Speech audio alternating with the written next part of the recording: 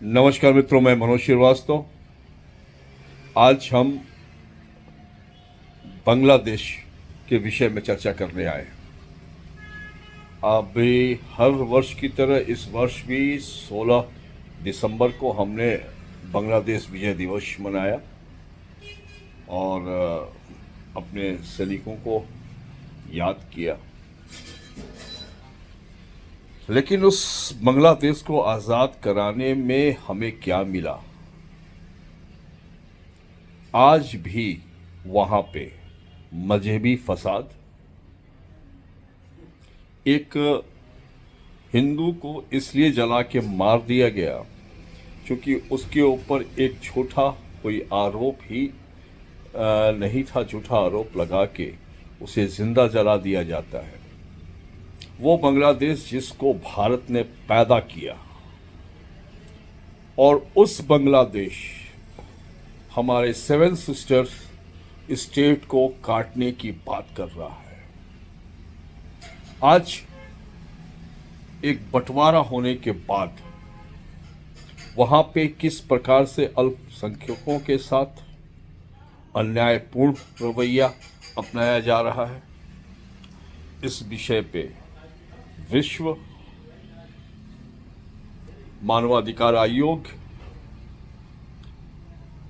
हमारे जितने भी कांग्रेस हो या फिर उसके सेकुलर समझने वाली जितनी भी पार्टियां, और भारत में बैठे तमाम ऐसे सेकुलर नेता, मौलवी या मुस्लिम जगत के बड़े कोई लोग ऐसे में क्यों शांत हो जाते हैं जब ये इस तरीके की मॉब लिंचिंग वहां पर होती है? और मैं सरकार से विनम्र आग्रह करता हूं कि बांग्लादेश के ऊपर एक बड़ी सैन्य कार्रवाई, डिप्लोमेट, विश्व समुदाय को वहां की यथास्थिति से अवगत कराने का पूरा अभियान चलाना चाहिए। दरअसल ये हो रहा है जिस प्रकार से भारतवर्ष के अंदर लोगों के कागजात चेक किए जा रहे हैं, ट्रक भर भर के, ट्रेन भर भर के बांग्लादेश में भेजे जा रहे हैं। दरअसल उसके प्रति उत्तर में वहाँ पर हिंदुओं के साथ कत्लेआम हो रहा है, उनकी बहन बेटियां सुरक्षित नहीं हैं। और ऐसी स्थिति में जिस देश को, जिस मुल्क को भारत ने पैदा किया, आज फिर से शौर्य दिखाने का समय है। जब तक ये इनका मूल नाश नहीं होता है तब तक मित्र मुझे नहीं लगता कि कोई बहुत बड़ा परिवर्तन हो सकता है। हमने ये मुल्क भाषा के अंतराल में बटा, लेकिन जहनियत में वही कातिलाना तालीम, वही एक दूसरे की हत्या करना, और एक बड़ा ही विचित्र सा वातावरण उस देश के अंदर उत्पन्न हो गया है। आज भारत सक्षम है, आर्थिक दृष्टि से भी, सैन्य दृष्टि से भी, और अब सेकुलरिज्म का भी कमर टूट रहा है। ऐसी स्थिति में हम चाहते हैं कि वहाँ पे बैठे, वहाँ पे बस रहे हिंदुओं के साथ भी न्याय हो, और इस न्याय के साथ यहाँ के भी जो सेकुलर नेता हैं, एक आतंकवादी का पे फांसी चढ़ाया जाता है, सारा विपक्ष और सारे लोग रात को 2 बजे सुप्रीम कोर्ट के जज के पास उसको फांसी रुकवाने के लिए पहुंच जाते हैं। अगर मॉब लिंचिंग में आपने भारत में भी देखा होगा, बहुत से चीज़ें हुई, तो उसमें ना जाने कितने लोगों के दर्द झलक जाते हैं। क्या हिंदू को मारना हिंदू को जलाना, उस वक्त मानवता सामने नहीं आती, उस वक्त किसी का दिल नहीं दुखता।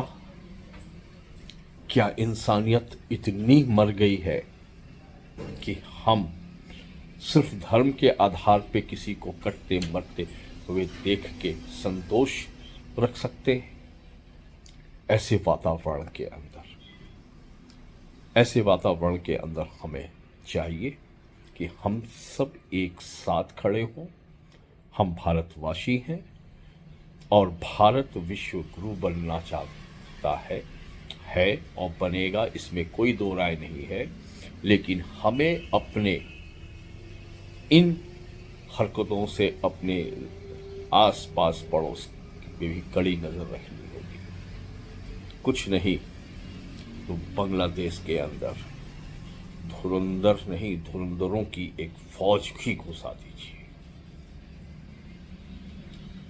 वहां पर भी ईंट का जवाब पत्थर से देने का समय आ गया है। सौगंध है उन सैनिकों की शहादत की जिन्होंने 1971 में उस देश को जन्म दिया। हमारे देश का लाखों करोड़ों रुपया, अरबों रुपया उस युद्ध में झोंका गया, लेकिन भारत को कुछ नहीं मिला। न जाने कितने सैनिकों ने अपनी कुर्बानी दी, उसके बाद भी आज वो हरामखोर, नमक हराम उसी हिंदुओं के खून के प्यासे बने हुए हैं। जिस देश को हमने जन्म दिया वो हमारे 7 राज्यों को काटने की साजिश रच रहे हैं। ऐसे समय में अब समय आ गया है कि बांग्लादेश का भी विभाजन सुनिश्चित किया जाए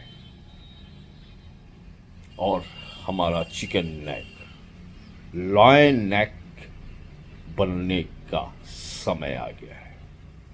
अगर आप सच्चे भारतीय हैं और आपको अपने देश की आंतरिक सुरक्षा